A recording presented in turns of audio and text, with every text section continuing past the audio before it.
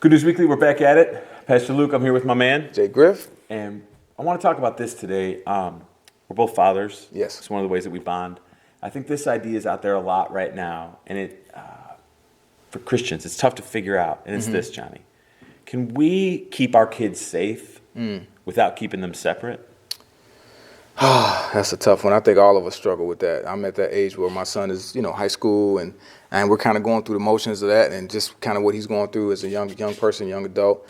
And it's a toss-up, man. You got to have some wiggle room there for them to grow up and make mistakes, but you got to protect them as well. Certain things are just non-negotiable, and other things you can kind of, I ain't gonna say bend on, but just kind of let them have some free will. Because we had this thing. I grew up, especially when I was younger, I went to a Christian school, and there was this kind of, we stay over here.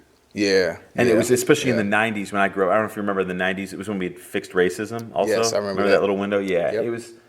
But it was like, we have Christian books and we have Christian music. And you'd go to the bookstore and there was this little chart. It was like, if you like jars of clay, if you like Toad the Wet Sprocket, then you'll like jars of clay. And it was this whole kind of like building a whole little sub-world away from the rest of the world to keep everybody safe from the world. Yeah. And I'm not sure that totally worked. Yeah. Yeah, no, and I definitely did not want to do that with him. I think he's now at an age where, like I would say the last couple of years since he became a teenager, I kind of allow him to see certain things, watch certain things, listen to certain music and stuff, because it's a real world out there. Not to say that we're in the church, right? But this isn't a real world. But at the same time, you have to interact with people that don't believe the way you do, and you got to know how to, interact with those people. So then there's the right, I think, the point, because I was going to hit there as well.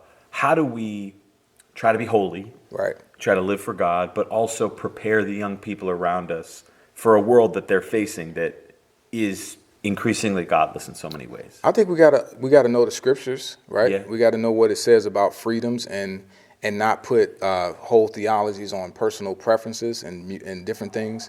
So I think that's a big one for me personally. That's a word, yeah. Yeah, because it was times when I felt a certain way, like I couldn't go this way, but for you that may not have been a struggle, whatever that is, and you can't put that on your kids. You got to let them you guide them, but you kind of got to let them choose that the older they get. I was a youth pastor for a lot of years, as you know, and you always refused to do youth group rap.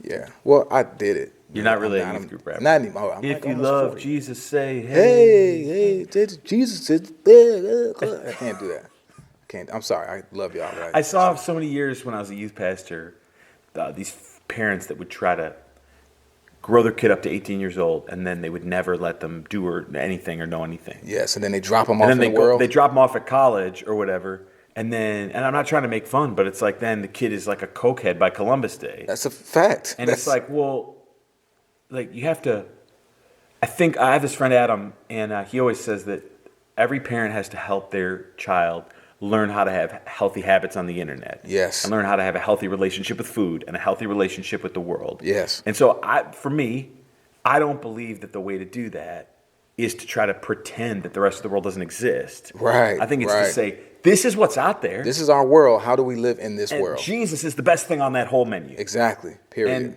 so maybe we'll have to make a mea culpa, one of our kids turns into OJ or something 10 years from now, but this is what we believe for right now, yeah? Well, I think I got the only kid that can turn into OJ, technically. Oh, good God.